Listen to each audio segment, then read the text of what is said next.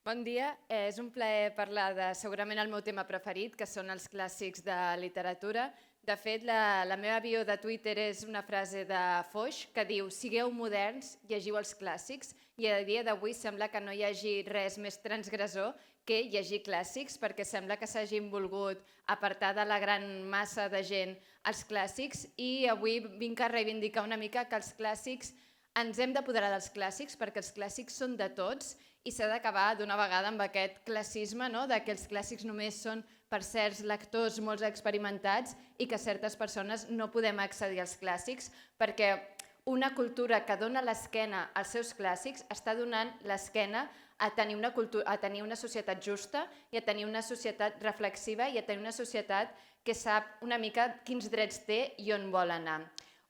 Crec que és un clàssic, no? Un clàssic és un llibre que interpel·la el lector actual, igual que ho va fer els seus contemporanis, i alhora un clàssic és un llibre que s'ha quedat impregnat en la memòria col·lectiva i que sense voler, sense haver-lo llegit, forma part del nostre subconscient com a societat i com a civilització.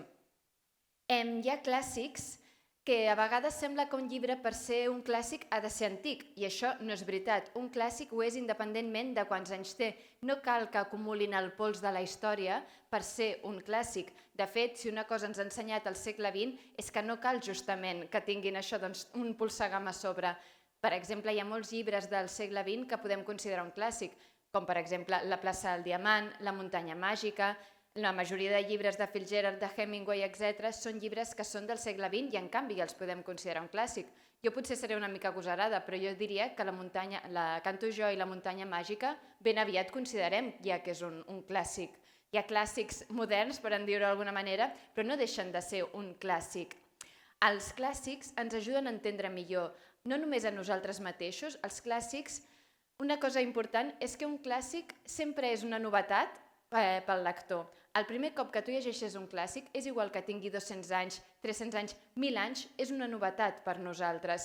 I s'ha d'acabar amb aquest estigma de ja tens 50 anys i encara no has llegit Tolstoi, tant s'hi fa. Tothom arriba en el moment que pot als clàssics i moltes vegades se'm pregunta no, però és que per llegir clàssics has hagut de fer molts estudis. No. Només hi ha un requisit per poder llegir un llibre clàssic, és saber llegir. Perquè una cosa que ajuda molt a les persones és llegir clàssics perquè ens enalteix i ens fa reflexionar. Perquè al final, si un llibre ha aconseguit ser clàssic, és que ha aconseguit emocionar a moltíssimes generacions. Nosaltres, a 2025, plorem amb el pare d'en Príam, amb el pare d'Hèctor, igual que ho van fer els seus contemporanis grecs fa més de 2.000 anys. Aquesta capacitat de commoure, de fer-nos reflexionar que tenen els clàssics és el que els dona aquesta força de clàssics i són llibres que d'aquí 1.000 anys es seguiran llegint i seguiran commovent, perquè un clàssic és un llibre que resisteix a morir. Un clàssic és un llibre que sap adaptar a les noves societats. Un llibre clàssic és un llibre que li donem noves lectures. El llibre que segurament ara he llegit de més actualitat és un llibre que el va escriure una noia de 18 anys el 1816 i es diu Frankenstein. Frankenstein de Mary Shelley és un llibre que exposa tots els grans dilemes que tenim a dia d'avui, tots els dilemes que tenim sobre els límits de la ciència, tots els dilemes que tenim de la intel·ligència artificial, tots els límits que tenim de com el creador abandona el que ha produït si no és el que realment volia. Tot això que són dubtes que tenim a dia d'avui, que tots els hubs de pensament estan parlant sobre això i a Silicon Valley estan parlant de tot això ho va plantejar el 1816 una noia de 18 anys que es deia Mary Shelley.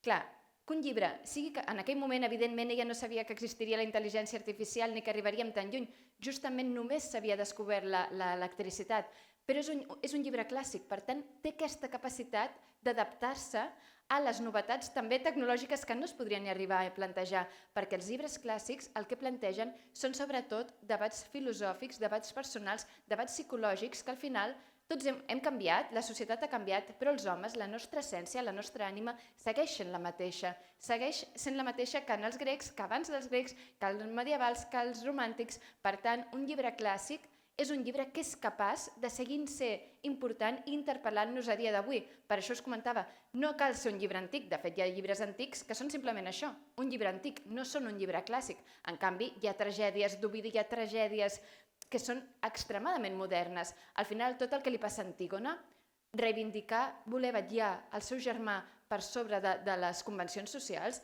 reivindicar la seva autonomia com a dona per sobre de les convencions socials, hi ha un tema més modern que aquest actualment, n'hi ha molt pocs. Això és un text que fa més de 2.000 anys també que es va escriure.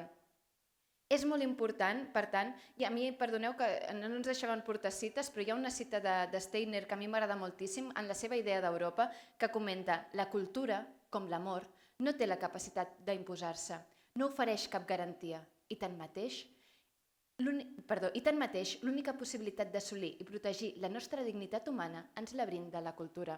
Quan escriu això Joseph Steiner?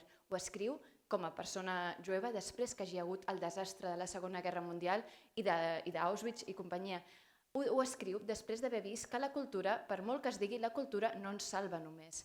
Evidentment, ell havia vist amb decepció que els nazis eren persones extremadament cultes i que tot això els havia portat a la barbàrie. No es pot dir la cultura salva, no es pot dir la cultura cura, però evidentment tenir una base cultural ens ajuda a discernir i a tenir pensaments que ens fan veure fins quin punt on hi ha el límit del bé, on hi ha el límit del mal.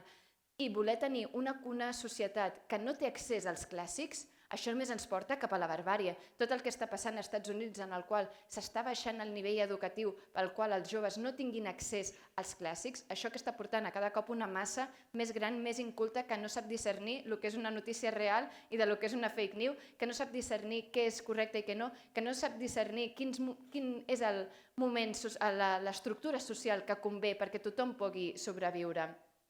Actualment, totes aquestes reflexions no cal anar a llibres del Capital, no cal anar a llibres de filosofia ni d'economia. La majoria d'aquestes reflexions ja estan establertes en els grans clàssics. També tots els temes que ens poden interessar, cadascú més o menys, tots els temes d'emancipació de la dona, ja els va parlar Jane Austen. I alhora, no només hi ha una part de més impacte psicològic, més impacte de reivindicació social, també els clàssics tenen aquesta gràcia que formen part de la nostra memòria col·lectiva i tot i que no ens adonem, veiem el que plantegen els autors clàssics es va reproduint després en les pel·lícules i en els altres llibres. Hi ha vegades que ens dona la impressió, quan llegim un llibre clàssic, ostres, aquesta estructura jo ja l'he vista. Tu mires Bridget Jones i després llegeixes Orgull i Prejudici i dius, ostres, a mi ja em sona aquesta estructura, sí, però perquè la va inventar Jane Austen al 1800. Això ja ve d'aquí. Tenir accés als clàssics ens fa entendre les grans estructures narratives i també això ens ajuda a ser uns consumidors de llibres, de música, d'art, de pel·lícules molt més exigents, perquè ja pillem quan ens estan tornant a explicar la mateixa història una vegada, ja li veiem que estan copiant estructures, però la gràcia també d'un bon clàssic és que es pot reinventar, te'l poden explicar d'una altra manera, com Bridget Jones no deixa de ser una nova manera d'explicar Orgull i Prejudici, Clueless és una nova manera d'explicar Emma, Eyes Wide Shut és una nova manera d'explicar Relat somiat d'Arthur Schnitzler, 10 raons per odiar-te no deixa de ser una obra de Shakespeare també. Al final són obres que tenen un missatge tan bo i tan gran que podem anar al cinema i tornar-los a veure i que ens tornin a encantar, perquè al final l'important és el que ens volen dir i el que ens volen explicar. Això també ens ajuda moltíssim a ser uns consumidors exigents i també una cosa molt important és que no volem, el tenir accés a la cultura, als clàssics, és una lluita que portem molts anys portant totes les classes populars i no volem que es torni a ser una cosa elitista, que només hi tinguin accés les persones més privilegiades, com ha passat durant segles, com està tornant a passar a altres llocs, per exemple com a Anglaterra, en el qual la gent només, els nobles, els aristòcrates, la gent més rica, són els únics que tenen accés a l'alta cultura. Per tant, reivindiquem des d'aquí que tothom ha de tenir accés a la cultura. Com a editora estem intentant, des de Viena, aportar aquests llibres d'una manera més propera, d'una manera més atractiva, també amb les edicions, els clàssics. Us animo a llegir, crec que ha quedat clar que us animo a tots a llegir clàssics, perquè al final, deixeu-me que acabi amb una frase en llatí, jo no el pronuncio bé, que és, però bueno, cultura unde habit libertas nunquam redit, que ve a dir, on no hi ha cultura no existeix llibertat. Llegiu clàssics.